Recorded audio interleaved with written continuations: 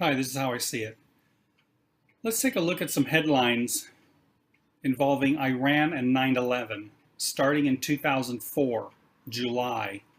9/11 Commission finds ties between Al-Qaeda and Iran.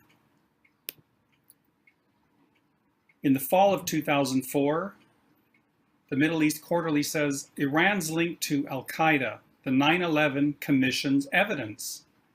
The 9/11 Commission. Before we go any further, let's hear what two of the 9/11 commissioners have to say about the commission report. So there are all kinds of reasons. We thought we were set up to fail. We got started late. We had a very short time frame. Indeed, we had to get it extended. We did not have enough money. They were afraid we were going to hang somebody, that we would point the finger. Lee and I write in our book that we think the commission in many ways was set up to fail because we had not enough money, we didn't have enough time, we'd been appointed by the most partisan people in Washington. Okay. Actually, more than just two people from the commission say what these men are saying, that it was set up to fail. The Challenger investigation got $175 million. Columbia got $152 million. When Bill Clinton had sex with Monica Lewinsky in the White House, that got $30 million. 9/11 got only $15 million. The biggest terrorist attack in history got a mere $15 million, and I believe they first got $9 million and then they had to ask for more money. In May 2011, the Daily Beast says the Iran 9/11 connection. The lawsuit may offer the best hope of getting to the truth about whether Iranian government officials had advanced knowledge. We're going to take a look at some advanced knowledge. The leading Israeli newspaper, Haaretz, confirmed today that at least two employees at the Israeli-based telecoms company Odigo knew what was about to happen 2 hours before the Twin Towers of the World Trade Center were attacked on 9/11. Odigo is an Israeli startup company which was purchased 8 months after 9/11 by Converse Technology for $17 million cash. Converse Technology is another Israeli company. How about this for foreknowledge? To be honest with you, we arrived on late Monday night and went into action on Tuesday morning. That's right. FEMA was in New York on the 10th of September to prepare for 9/11. Am I saying this man knew that it was going to happen? No, but somebody did.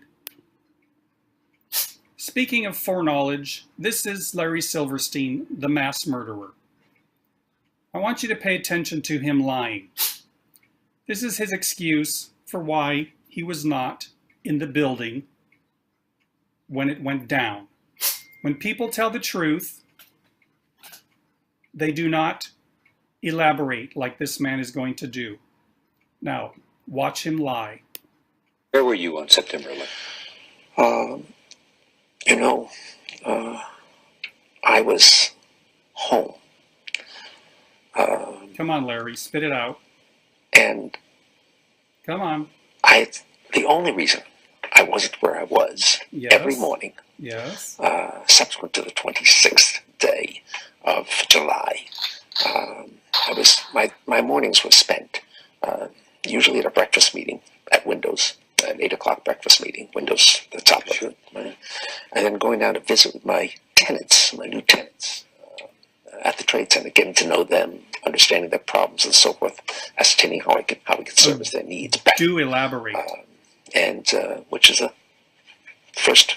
one of the first things you do when you acquire a property. You begin to meet your tenants and start talking with them. And so my mornings were spent at the Trade Center, and then by noon I was back uptown.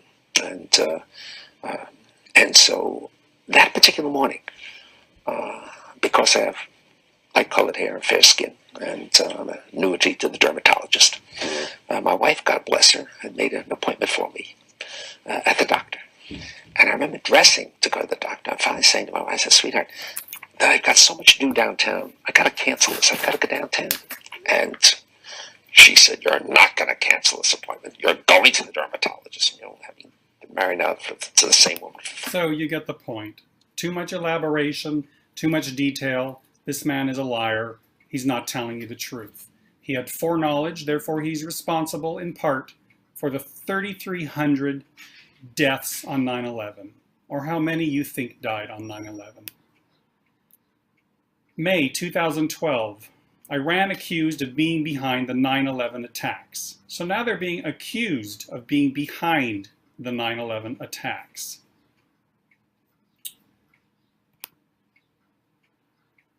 Was Iran behind 9/11? This is in September of 2011. In July of 2004, members of the National Commission established a look into the September 11 attacks were facing immense pressure.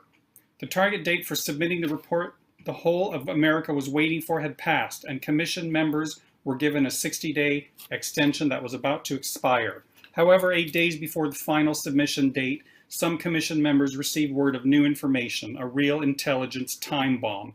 Commission members didn't know what to do. On one hand, a whole new lead emerged, yet on the other hand, nobody could process this huge amount of information within days. At the end of the day, the commission chose a solution that turned out to be the worst of all.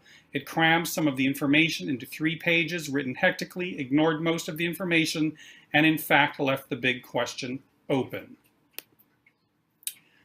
U.S. District Court rules Iran behind 9/11 attacks, December 23, 2011. And 2 days ago, U.S. judge orders Iran to pay $10.5 billion to 9/11 victims and insurers. According to Press TV, U.S. becomes laughingstock by blaming Iran for 9/11. I think maybe we should take a look at those Iranian hijackers. Oh, I'm so sorry.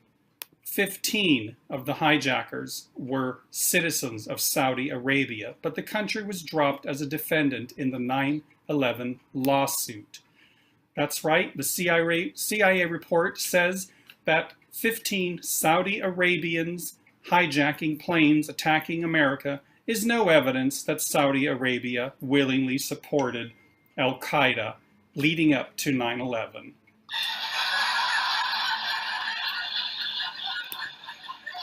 This is who did 9/11. United States of America, Israel, and Saudi Arabia with their little sword for chopping off heads. I think this is the flag that you see here before you that should be flying on the White House.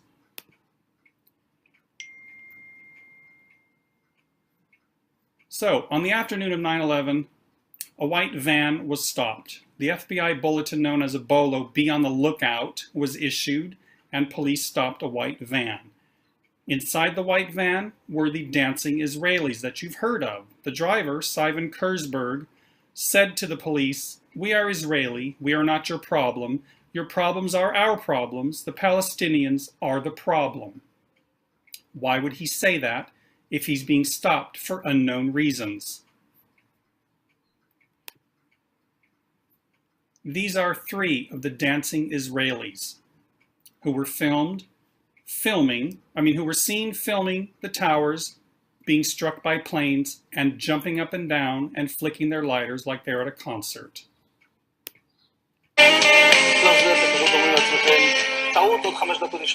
And at that point, we were taken for another round of questioning, this time related to our allegedly being members of Mossad.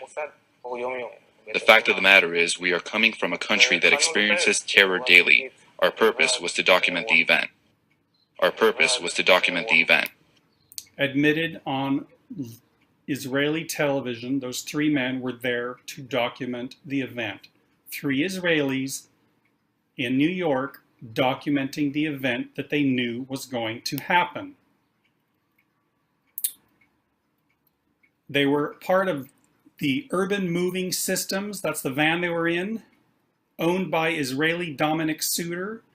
The men arrested were Yaron Shmuel, Omer Marmari, Sivan and Paul Kurzberg, and Oded Elner. Those are the names of the 5 dancing Israelis.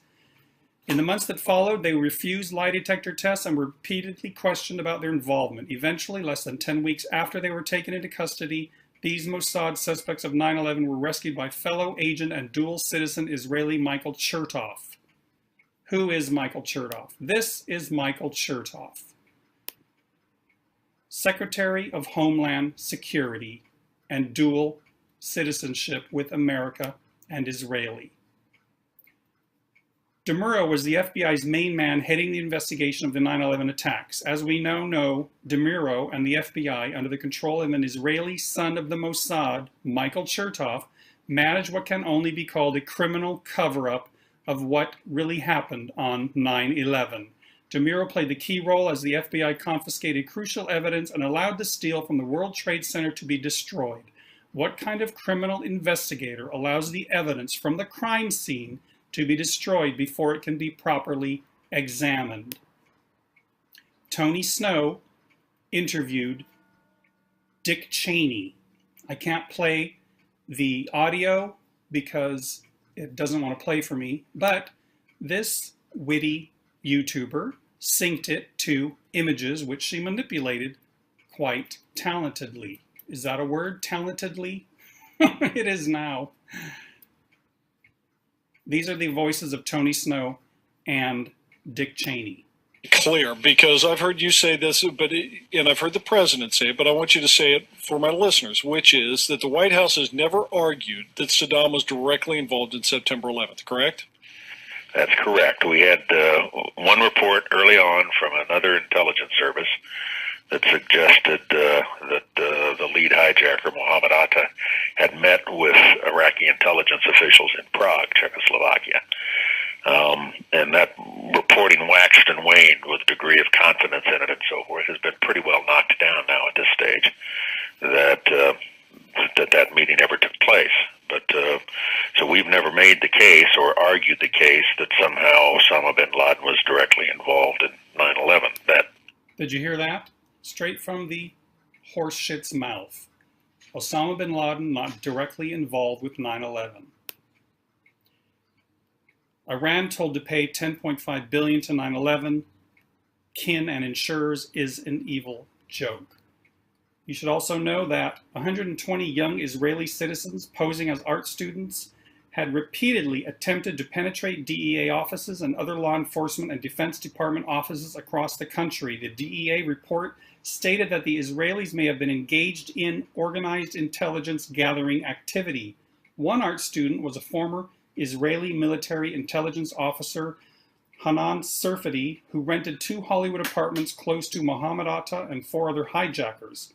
Serfati carried bank slips showing more than $100,000 deposited from December 2000 through the first quarter of 2001, and other bank slips showing withdrawals for about $80,000 during the same period. Among other art students, some had backgrounds in electronic surveillance or military intelligence or were associated with Israeli wiretapping and surveillance firms. Former CIA counterterrorism officer concluded that the Israelis likely had a huge spy operation in the U.S. and that they had succeeded in identifying a number of the hijackers. The German daily Die Zeit reported that Mossad agents in the U.S. were in all probability surveilling at least 4 of the 19 hijackers. Now this is what's really going on with Iran. I said, are we still going to war with Iraq? And he said, oh, it's worse than that. He said, he reached over on his desk, he picked up a piece of paper, and he said, I just got this down from upstairs, meaning the Secretary of Defense's office today, and he said, this is a memo that describes how we're going to take out 7 countries in 5 years, starting with Iraq and then Syria, Lebanon, Libya, Somalia, Sudan, and finishing off Iran. And there you have it.